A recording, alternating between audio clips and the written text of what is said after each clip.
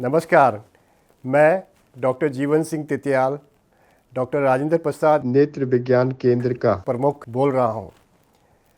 आप सब लोगों को ज्ञान होगा, आँखों में बहुत सारी बीमारियाँ होती हैं, लेकिन कुछ ऐसी बीमारियाँ होती हैं जिसमें आँख की रोशनी जा सकती है।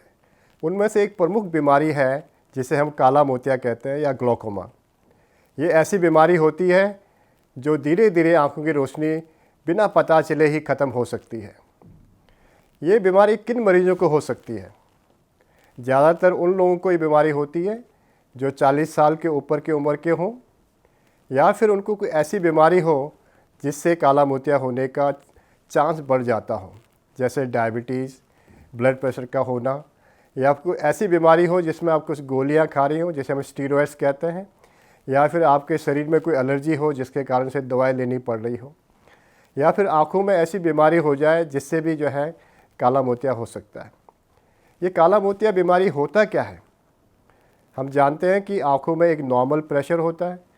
इस बीमारी में आँखों का प्रेशर बढ़ जाता है, जिसके कारण से जो पीछे की नस होती है, जिसे हम ऑप्टिक नर्व कहते हैं, जो आँखों की रोशनी को दिमाग तक ले जाती है, उसमें धीरे धीरे असर करती है और धीरे धीरे सूख जाती है, जिसके कारण से नज़र खराब हो सकती है। चिंता की बात यह है कि ये बीमारी ऐसी होती है, इसमें कोई ख़ास सिम्टम्स या साइंस होते नहीं है। मरीज़ को पता ही नहीं चलता है कि उसको काला मोतिया हो सकता है। इसलिए हम कहते हैं कि जिन लोगों के फैमिली में काला मोतिया हो, या जिनको कोई ऐसी पहले से कुछ बीमारी हो, उन लोगों को रूटीनली साल में एक बार जो है चेकअप करा लेना चाहिए। तो काला मोतिया पिकअप करने के लिए या इसको डायग्नोसिस करने के लिए क्या क्या चेकअप करनी हो सकती है? इसमें मुख्यतः हम जो है आँखों का प्रेशर का चेक करते हैं, जिसे हम इंट्राओकुलर प्रेशर कहते हैं। दूसरा, आँखों के अंदर जो नस होता है, जिसे ऑप्टिक नर्व हेड कहते हैं, उसको देखना ज़रूरी होता है। और तीसरा जो है, जो एंगल्स होते हैं जहाँ से आँखों के अंदर द्रव्य होता है जो बाहर जाता है, जिसके कारण से प्रेशर कंट्रोल होता है, उस एरिया का चेकअप करते हैं, जिसे हम गोनियोस्कोपी कहते हैं। और चौथा जो मुख्य तरह से हम करते हैं, फील्ड टेस्टिंग, क्योंकि काला मोतिया ऐसी बीमारी होती है, आपकी जो फील्ड ऑफ विजन होती है, जो आपको दूर दृष्टि जो है चारों तरफ दिखाई देता है, वो धीरे धीरे सिकुड़ जाता है। इसलिए फील्ड टेस्टिंग हम करते रहते हैं। जैसे मैंने बताया, इसमें 4 टेस्ट होते हैं। एक तो आँखों का प्रेशर चेक करना, दूसरा जो है आँखों के नस का जो है चेक करना, फील्ड टेस्टिंग करना, और इस एंगल एरिया चेक करने की बात होती है। ये बीमारी आप जानते हैं कि इसका कंट्रोल हो सकता है यदि सही समय में इसका जांच हो जाए और उसका डायग्नोसिस हो जाए तो इसके लिए जो है आम आदमी को जागरूकता लानी चाहिए कि ये बीमारी किस किस में हो सकती है, उसका कैसे जांच करते हैं और क्या क्या इलाज होता है। इलाज के तरह से हम देखते हैं कि मुख्यतया जो है आँखों में ऐसे ड्रॉप्स होते हैं जो आँखों का प्रेशर कम कर देते हैं, और जो प्रेशर जिनमें कम नहीं होता है उसमें फिर जो है लेज़र या फिर सर्जरी का ऑप्शन होता है।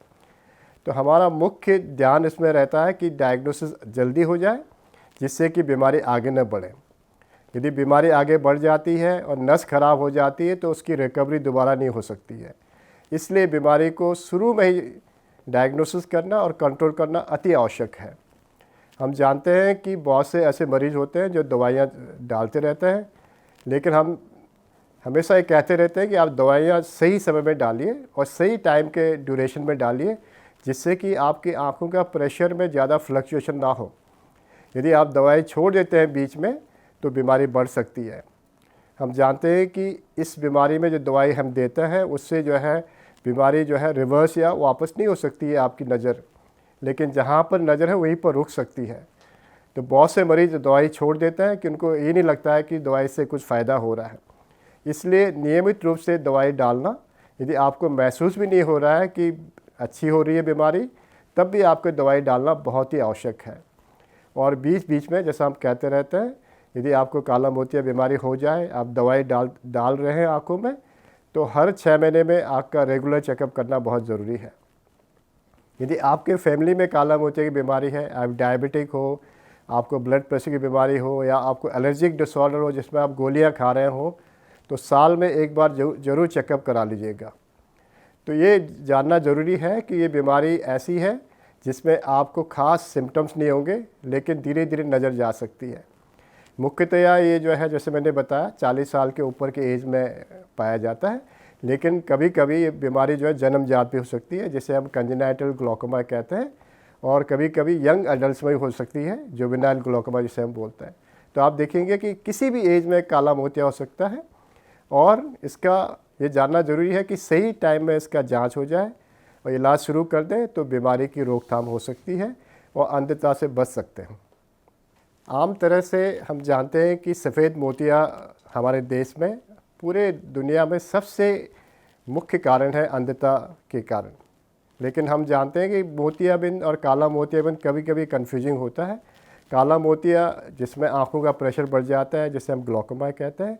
चिट्टा मोतिया जिसे सफ़ेद मोतिया कहते हैं, वो कैटरैक्ट होता है, जिसका इलाज जो है सर्जरी से ठीक हो जाता है। जहाँ तक काला मोतिया बिल्कुल अलग बीमारी है, इसको आप ग्लूकोमा के रूप में पहचानेंगे तो ज़्यादा जो है आप जो है अपने आँखों का ध्यान रख पाएंगे या उसका केयर कर पाएंगे। जैसा मैंने बताया कि आप लोग आँखों का इलाज करने आते हैं, उसका जांच कराते हैं, उसका इलाज समझते हैं, और हमारी तरफ से एक कोशिश रहती है कि आपका इलाज सही ढंग से हो और आपकी आँखों की नज़रें ज़िंदगी भर के लिए बिल्कुल सही और साफ़ रहें।